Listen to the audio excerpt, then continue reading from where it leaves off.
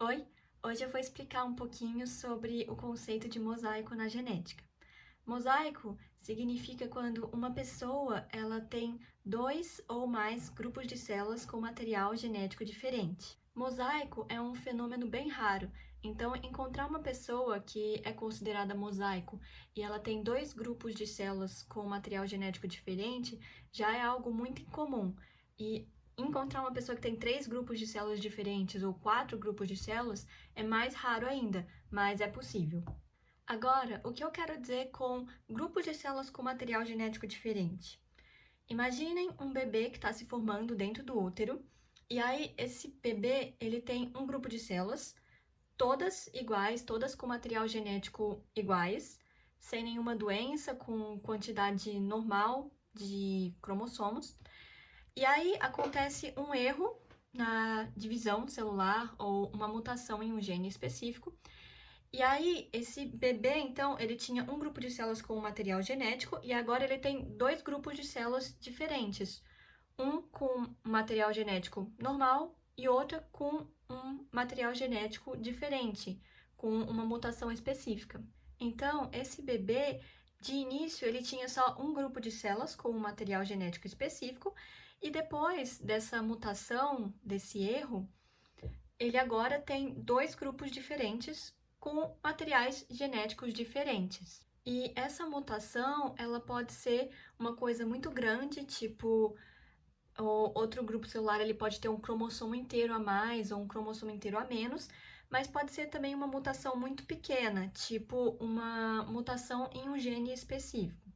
Então, só para dar um exemplo meio besta, com termos bestas também, mas só para vocês terem ideia, é como se a pessoa tivesse um grupo de células normais e um grupo de células com síndrome de Down ou com síndrome de Turner, ou um grupo de células que tem uma mutação no gene da fibrose cística, então é um grupo de células que tem fibrose cística. O nome mosaico na genética, ele vem justamente daquele tipo de arte que é feita com pedrinhas de cores diferentes.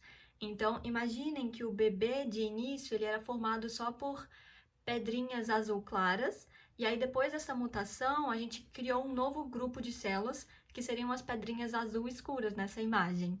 Então, um mosaico na arte é um tipo de arte feito com pedrinhas de cores diferentes, nesse caso as pedrinhas de cores azul claras e azul escuras. E da mesma forma, uma pessoa que é considerada mosaico, ela tem um grupo de células que seriam, por exemplo, as células azul claras e azul escuras nessa imagem. São dois ou três ou quatro grupos de células com material genético diferente, que nem no mosaico a gente tem imagens feitas com pedrinhas de duas, três, quatro, cinco cores diferentes. Existem três coisas que eu acho importante vocês saberem sobre mosaico. A primeira delas é que quanto mais cedo acontece essa criação do segundo grupo de células, essa mutação, maior a quantidade de células que vai ser afetada. Então, se a pessoa está bem no começo ali do desenvolvimento, ela tem uma célula só, e aí, quando ela se divide em duas, a outra célula tem uma mutação, a gente espera, não é uma matemática exata, mas a gente espera que a pessoa vai ter 50% das células afetadas e 50% das células normais. Agora, quando a mutação ocorre numa fase mais tardia, quando, por exemplo, na vida adulta da pessoa, aí a quantidade de células afetadas vai ser bem menor. Então, imaginem que a pessoa já é adulta, ela já tem bilhões de células e aí acontece uma mutação, então ela vai ter uma célula mutada a cada 1 bilhão de células. Então, a quantidade de células afetadas, ela vai mudar de acordo com quando que aconteceu essa mutação. As células afetadas vão ser em maior número quando a mutação ocorre muito cedo e a quantidade de células afetadas vai ser menor se ela acontecer mais tardiamente na vida dessa pessoa.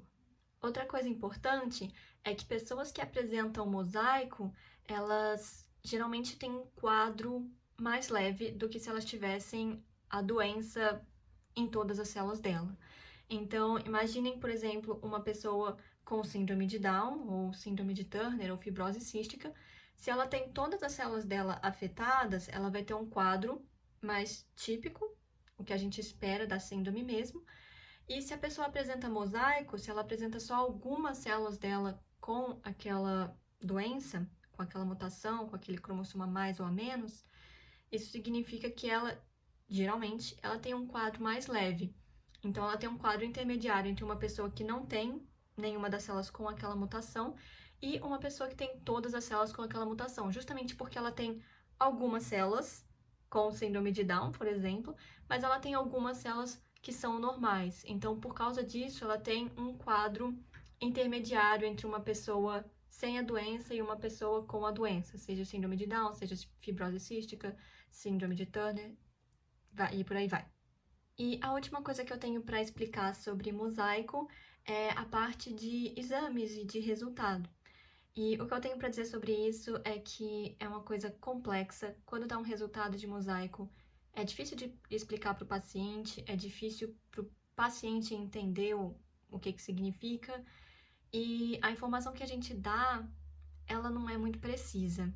A gente pode acabar a consulta dizendo basicamente, não sei. E eu vou explicar por quê. Não sei se vocês já viram outros vídeos de genética ou foram se consultar com um médico geneticista, mas é comum eles dizerem que os exames genéticos, eles não mudam, então você não tem que ficar repetindo ele, porque o resultado vai ser sempre o mesmo.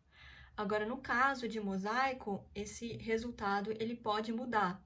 Então, existem casos em que a gente fez cariótipo numa criança que acabou de nascer e ela tem genitália ambígua, e aí a gente quer saber, a gente faz um cariótipo para ver se a criança ela tem um cariótipo 46XX, que é típico de menina, ou se ela tem um cariótipo 46XY, que é típico de menino. E aí a gente faz o cariótipo e o resultado é sim.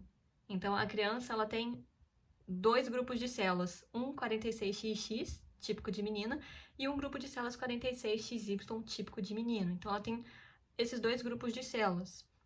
E aí a gente faz o cariótipo e o resultado dá, por exemplo, contamos 50 células, 35 apresentavam resultado 46XX e 15 apresentavam resultado 46XY.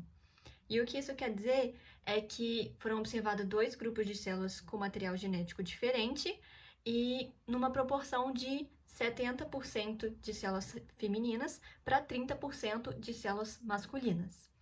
E aí, quando a gente faz o cariótipo nessa pessoa assim que ela nasce, e a gente observa isso, se a gente repetir esse cariótipo quando ela tiver uns 10 anos, pode ser que o resultado seja diferente. Então, pode ser que ela tenha agora 60% de células masculinas e 40% de células femininas.